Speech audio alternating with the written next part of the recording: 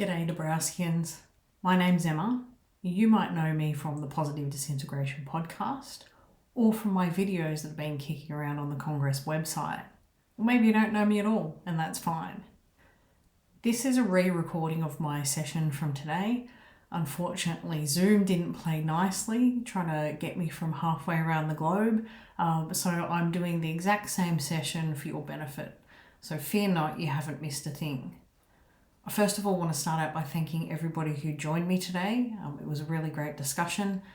And I also want to thank the organisers for inviting me. They put on a wonderful event and I feel very privileged to be here. This is actually my first time at the conference and I happen to be presenting at it, and depending on how this goes, it might be my last time. So we'll see how that goes. This session is going to be a little bit different from some of the other sessions that you've seen. I'm not going to talk to you about the theory because many of you probably know more about it than me. I don't have any qualifications either.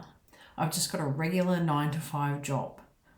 But I'm going to leverage that difference, and I'm going to talk to you today from my lived experience as a business analyst to give you a different take on the tool of Dabrowski and talk about improving it from what it currently is into what it ought to be. So for those of you who don't know what a business analyst does, business analysts help carry out change in an organisation. We look for opportunities to improve the way we work, mostly through analysing data, and then we make recommendations of what needs to change, be it improving a software system or a manual process, and then we help design the solutions and the tools to make things better. And my role goes a little bit beyond that, and I'm often involved in change management. So I deliver training, I create communications, and I build how-to guides. Most of my career has been in the insurance industry, which is very complex and boring, and I've had a lot of experience in simplifying very technical information so I can teach it to others. So it's through this lens that I'm going to talk to you today. Now you might think my ideas are crazy, you might think I'm crazy, but I'm just telling you how I do things in my world to generate ideas and discussion. And I'm going to do that by sharing advice that I've received from my bosses and mentors over the course of my career. The first piece of career advice that I've got is that you can never have enough data because data never lies. Now, I'm an analyst. I love data, but during my time in Dabrowski land, I've heard some really weird things about data. Qualitative versus quantitative arguments and how things are supposed to be measured and what's right and wrong and all sorts of stuff. And that's not necessarily the way I feel about data. So here's some quick tips on data that I would give to a junior business analyst based on my perspective on it. The first tip is to let the data tell you what is true. This is what Eric Vorm talked about when he was mentioning grounded theory, just gathering the data and letting the hypothesis come out of that.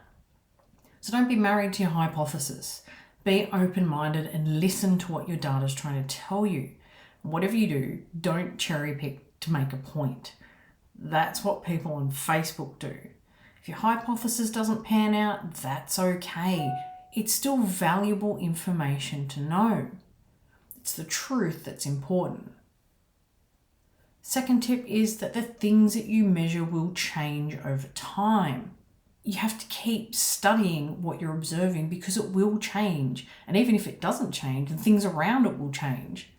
Now, some of you do studies on kids and you know this, but kids today aren't the same that they were 30 or 40 years ago. How they're parented, how they're educated, the world they grow up in are all different. So keep measuring because it only adds to the knowledge set. My next tip is that there's more than one way to measure a thing. One ring to rule them all. One way to measure overexcitability. I'd like to take that idea and just throw it in the fires of Mount Doom. When I worked in call centres, we measured on many things. So we'd take reports out of the system on how many calls a consultant answers and how long it takes them to pick up the phone, how long they spend on a call, even how long they took breaks for. We also did a number of quality measurements that we got from monitoring their calls to see how they actually handled the customers. Each of these metrics was measured in a different way, but they all helped us understand how the team was performing. In my experience, the more ways you measure a thing, the better. The work Sheila Gallagher is doing around finding different ways to measure overexcitabilities with the existing tool is an example of this exact thinking. Now my next tip is going to probably ruffle some feathers, and that is that all surveys are qualitative. There is no such thing as a quantitative survey. I don't like picking people up on it much because I don't like being the grammar police, but irrespective of the survey format, all survey results are based on the subjective view of the person being questioned. It's not an objective measure. You can't wrap a tape measure around it. You can't count it. And we see this in customer satisfaction surveys all the time. Whether people are scoring you out of 10 to express an opinion or using long form, it's all subjective. And believe me, one man's 10 is another man's 7. Now, I'm not telling you this to rain on anyone's research parade. I'm telling you this because if someone's pointing fingers at you about your survey, point a finger back at them. You do you, because the resultant data is all equally subjective, but equally valuable. My next point is that things that look similar are not the same. Examine what you're measuring closely because not all things being measured are equal. You've probably heard the saying, comparing apples to oranges. But just because you have apples and oranges doesn't mean there's no value in looking at either one, or both, or comparing them, because all these things give us a better understanding of the nature of fruit. My next point applies equally to people as it does to data, and that's that difference isn't the same as defective. Just because you're a little bit different does not mean you're defective. And if it's data and we see an outlier on a graph, it could be a clue to a localized problem and not a data error, so we don't dismiss it. And if we've got, two frameworks that look kind of similar but aren't, doesn't mean one's defective. Investigate your apple and see why it's an apple. Don't toss it away as a defective orange. My last tip for young players is that not enough data doesn't mean that you're wrong. It's not scientific to say something's incorrect on the basis there's not enough evidence to prove it. It just means you don't have enough data yet to either prove or disprove. So here's what we do in my job. When we hit a situation like that, we take our database and we feed it. Feed it more data and let it grow. Which brings me back to my original point that you can never have enough data because data never lies. So be like Oliver Twist. Be bold, dare to do things differently, and always seek more. And don't let anyone tell you that your flavour of research isn't tasty, because as a business analyst, as far as I'm concerned, all data and all research are pretty damn tasty. I reckon that's enough on data, so let's move on to some more career advice. And one of my bosses once told me, if you get 9 insurance people, shove them in a room with a policy wording and ask them to interpret it, you're going to get 10 different answers. One from each of the individuals, and the 10th, which is the consensus from the group. When I hear things like, well, we've got Maslow and we've got the 5-factor model, what the hell do we need Dabrowski for? I'm just reminded of the value in each of those individual 9 perspectives and how they contribute to the whole. This thinking also applies to different ways of using and interpreting the policy wording of Dabrowski and finding meaning for the individual in it. Dabrowski isn't the only guy in history who's allowed to have an idea. We can all have ideas, even if they look different to one another, because they all shed light on the subject. The beauty of combining perspectives is it gives us a better idea of the nature of a complex thing. If you look at it from as many angles as possible and in as many different ways as possible, you might just understand its true nature a little better. Shout out to Karen and her nice little spiral models on this. Let's do an imaginative exercise on this. Let's imagine that we all go to the zoo together, and we go because we're interested in seeing the tiger. None of us have seen a tiger before. We're apparently a little bit sheltered. So we go through the front gate and we follow the footpath and we roll up at the tiger's cage on the left side. And there it is. I can see the tiger. Clearly, it's a one-eyed, one-eared creature with 2 legs, a long body and a tail. No? Not convinced? Alright, let's get another perspective and we'll keep going around the cage to the back. Now again, I can see 2 legs and a tail. If you've ever seen the back end of a cat, you know it might give you a little wink. So the one-eye theory still stands. But there's definitely 2 ears, and I don't see a long body anymore. So were we wrong before? I'm not entirely sure. So let's keep going. This time we're going to go around to the right side of the cage. Now this looks pretty familiar, and this is the 3rd time I've seen 2 legs, 1 eye and a tail. But it's only got 1 ear. So maybe we made a mistake at the back of the cage about it having 2. And there's that long body again. What on earth's going on? Alright, we'll be brave and persist, and we'll go round to the front of the cage. Alright, now this is crazy because I can see 2 eyes, which is weird because minutes ago we were all convinced it's only got 1. And there's 2 ears, which we'd just written off as unpopular rear-ended opinion. But more than that, we're seeing something we haven't seen before, and that's a bunch of pointy, deadly teeth. But we know if we combine those descriptions and see them all as legitimate, instead of picking just one or favouring one over the other, we might just come up with a picture of the tiger that's truer than the individual perspectives. We might form a theory that it has 4 legs, and 2 eyes, and 2 ears, and a long body, and pointy deadly teeth, and a tail, and that one weird eye in the back. When we examine something complex, be it an insurance policy, or a tiger, or the human mind, or a psychological framework, different perspectives give strength to the overall picture.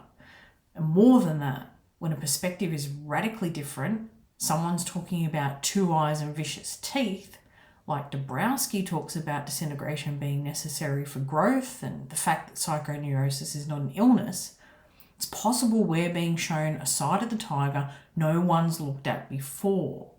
And that could be a key ingredient in forming the truest picture of the tiger possible. So embrace perspectives, embrace diversity of thought, and aim to combine perspectives rather than eliminate them. I think we've had enough of the zoo, so let's move on to a little bit more career advice. And this is one that comes up a lot at my work, and that is, before you go trying to fix the tool, look at how you're using it. Now at work, people always want to change the software systems to fit in with how they work, when in reality it's much cheaper and easier to change the way humans work around the computer system and just allow the software to do the job it's designed for. With any software system, we always keep in mind 3 things. Its purpose, so how it's meant to function, its value, so what it's meant to produce at the end, and the intended user who has the need for the solution. No point building something for someone and giving it to the wrong group. Now imagine you go down to your kitchen and you pull out the cutlery drawer and the handle comes loose. And you might be too lazy to go get a screwdriver, so you pull out a butter knife from the drawer and try to tighten that screw. Now it may work, it may not work. But does this mean you throw out all your butter knives on the assumption that they're all useless because they don't tighten screws? No, because you need them for the job they're designed to do. And when it comes to the OAQ2 test, its usefulness can come under fire if people are trying to use it for something it's not designed to do, like, I don't know, use it as a tool to identify giftedness. So you can address the criticism that it's not a very good screwdriver by being clear on its purpose and value and targeting it to the correct users. But we can do more with this butter knife thinking and turn it to the theory of positive disintegration at large. Currently, the theory's got a very tight association with gifted education, but there are a lot of people out there who could benefit from the theory who don't identify as being gifted, even if they are. A lot of adults in particular whose education days are well behind them don't necessarily realise that they're gifted. And my understanding is that Dabrowski had an interest in psychoneurotic people, people in the grips of anxiety and despair and existential depression. Do you think those people are Googling giftedness or gifted education looking for answers? No. This is probably where they're looking for help. But on every mental health website I've ever looked at, there's no mention of Dabrowski whatsoever. You've got a framework which describes the action of psychological tension, but it's hiding in the realm of gifted education. To me, that's like getting all your butter knives and putting them in the pantry next to the peanut butter, where only the peanut butter people will ever find them. Meanwhile, you've got all these other spreadables staring longingly out from the psychoneurotic fridge, thinking, if only there was something that could help me spread. We still want gifted people to find theory, but we are missing a trick if we don't make positive disintegration visible to all the users who can benefit from it. So, we need to figure out how to get our butter knives into the mental health cutlery drawer where all the users who have the need for it can see it. While we're on the subject of butter knives, I want to give you another piece of career advice, and that is test, learn, and iterate. It is the absolute mantra of continuous improvement. We test new things by putting them out in the real world. We learn from feedback and observation, and then we make updates and new versions. While your butter knife might be working fine, that's no reason not to try and improve it. Add new features and redesign it. The OEQ2 test was developed in 1999, and it's now old enough to drink alcohol in the USA. Why has it been so long between iterations? Where's the OEQ3 test? Why can't we experiment with more questions? Maybe ask users what other expressions of overexcitability they experience that aren't currently on the quiz. And here's a radical idea. Have Likert scale questions and freeform on the same quiz. We've got to take a chance. Test new things by putting them out there, even when we're not 100% sure that they'll work or they seem a little crazy. Learn from the experience, learn from the users, and seek feedback, and then use that information to make new iterations. You might only get a small improvement on each iteration, but a small improvement is better than doing nothing and getting no improvement at all. But if you're going to do this, you need to be prepared for two things. The first of those is failure, because failure is part of testing. You can often learn more from your failures than you can from your successes. The other thing you need to be prepared for is being comfortable with other people challenging you. That is part of learning. Now, I've noticed in the community, not everybody plays nice together all the time. People can get a little upset when someone disagrees with them, and the people disagreeing don't always play nice either. But personally, I treat the opinions and the advice given to me by other people like oranges. If someone hands me an orange, I can choose to eat the whole thing. I can eat some segments and leave others, or I can throw the whole orange out. But I don't get upset when someone hands me an orange. I thank them, get on with my day, and remember it's my choice whether to eat it or not. But I tell you what, I love the smell of citrus in the morning. I invite criticism and feedback because I always learn from the orange, even if I don't eat it. Everybody's ideas are different, and some people might be looking at my tiger in a way that I just can't. It's the beauty of diversity of thought, and I love that and appreciate that about people. Still, if you've got oranges, play nice. There's no reason to start a fruit fight. We're all on the same side. I think that's enough vitamin C for one day. So let's move on to another piece of career advice. And that is that no one's ever going to complain when you make their life easier. Now, every time at work we get a new regulation in or something, and I have to put a process in place that means more work for people, people whinge, and they whinge loud, and they hate it. But no one ever complains when you make things simpler. When it comes to a person attempting to understand the theory of positive disintegration, you can't assume people have a level of prior knowledge, and you can't expect their life to be free from other things competing for their attention and their energy. And I reckon it's highly unfair to expect people to have to work hard for information that could help them when they're already struggling. So let's make it easy for them. Before you whinge at me that you can't simplify Dabrowski because the theory is too big and complex, remember, I taught people huge, complicated sets of insurance information, and I did it without cutting corners and without exploding people's heads. So, if you want to avoid exploding people's heads with Dabrowski, I'm going to give you 3 go-to tactics of simplification. And the first is to use plain language wherever you can. It's a learnt skill and it takes practice, but it's worth the effort because all people love convenience. Convenience practically drives the modern economy. Nobody likes interpreting jargon, even when they've got the skills to do it, because it's not convenient. But the real advantage of plain language is it makes information accessible. The Australian Insurance Code of Practice tells insurers they've got to take steps to make sure their communications and their policy wordings are in plain language. And that's so they can improve relationships between customers and insurers and build trust. And they do that by making it accessible. Not everyone has the benefit of good education, and people have language barriers and even learning barriers. So the onus is on the insurance companies to ensure their products are easily understood. This fosters trust because customers can see that the insurance companies are willing to put in the effort into bridging the gap between the company's expertise and the customer's need to understand the information. If you don't do this, you're gatekeeping your information and you're limiting who can access it. And when it comes to an important theory like positive disintegration, we do not want to leave people stranded at the gates. So at some point, rather than just quoting Dabrowski verbatim at people, someone's going to have to take a leap of faith and convert his definitions and phrases, which are arguably old and full of jargon, and put them into plain language.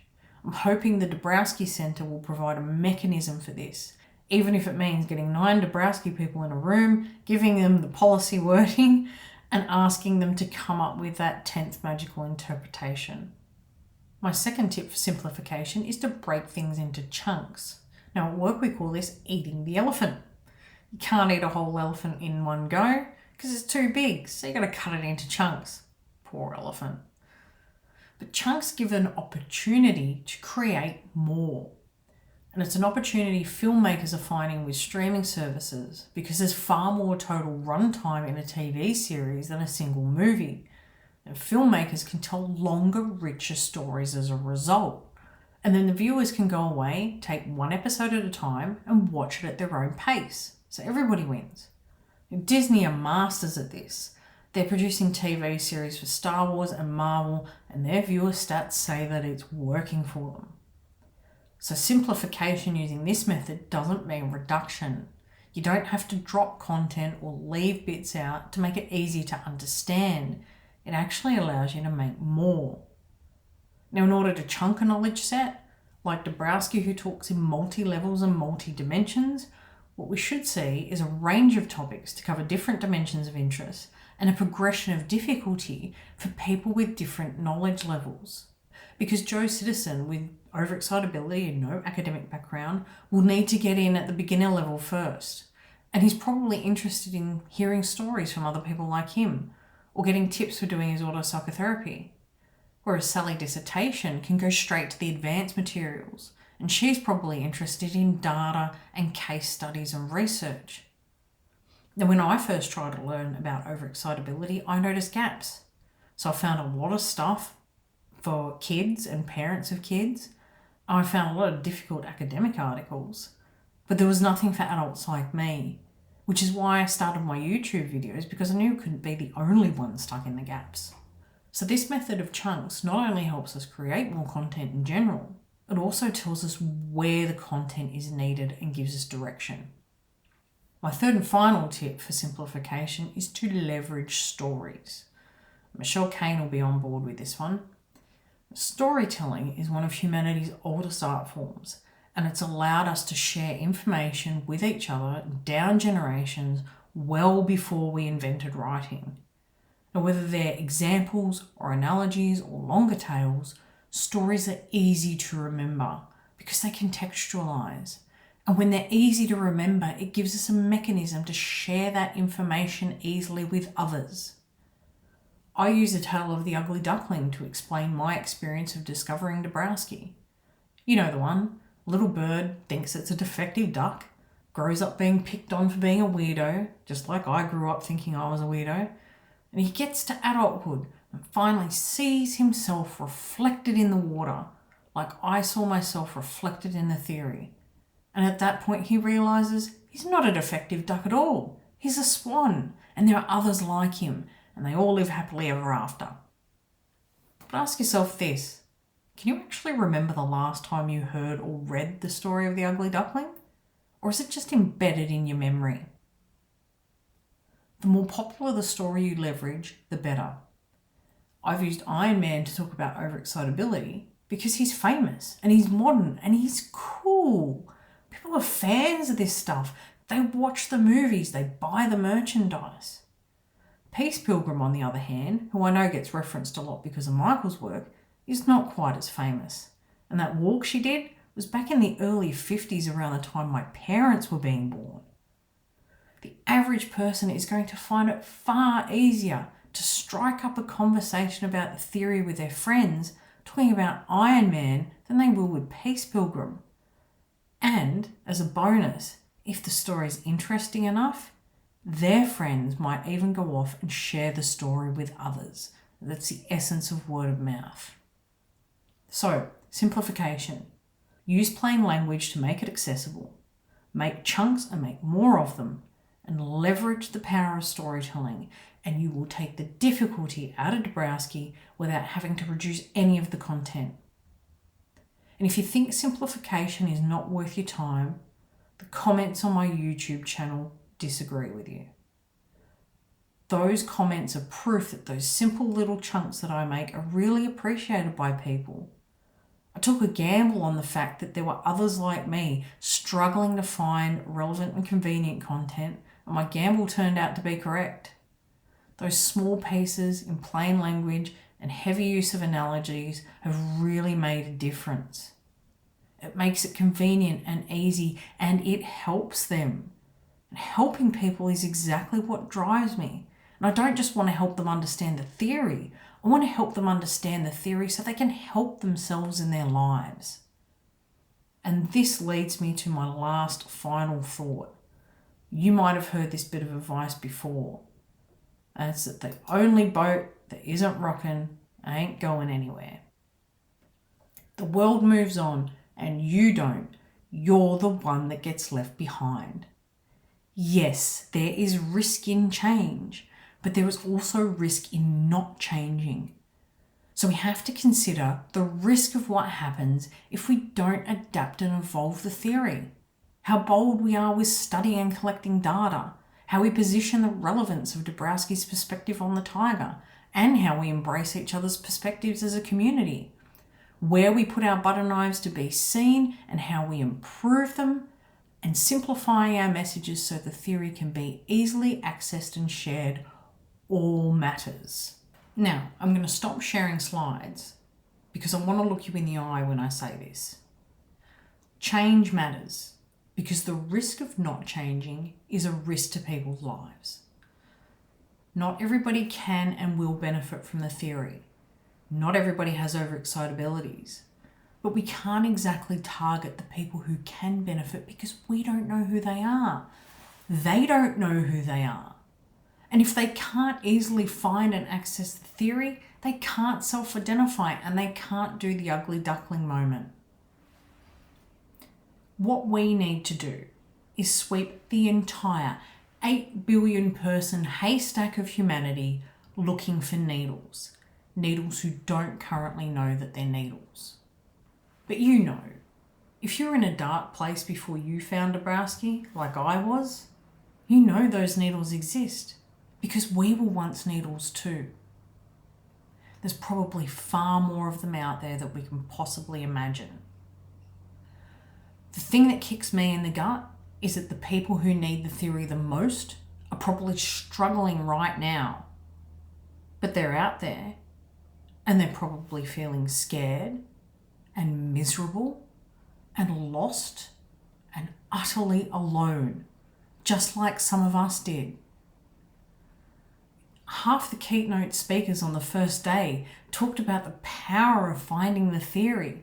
And even Norma opened up the Congress by talking about reflecting on how we came across the theory and thanking the people that introduced us to it, because it's that powerful.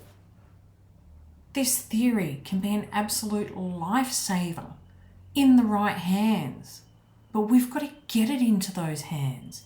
And it's our responsibility to do that because the theory is currently in our hands. So if we don't act, who will? So let's work together as a community and make the theory useful and easy and modern and relevant and accessible and highly visible. Let's test and learn and collaborate and iterate and try new things and embrace different perspectives and consider new options and give improvement a red hot go. Not for our sake, not for us, but for every needle that is still out there struggling in that haystack. If we're truly going to improve people's lives, we need to try to improve the tool of Dabrowski from what it is into what it ought to be. Thank you.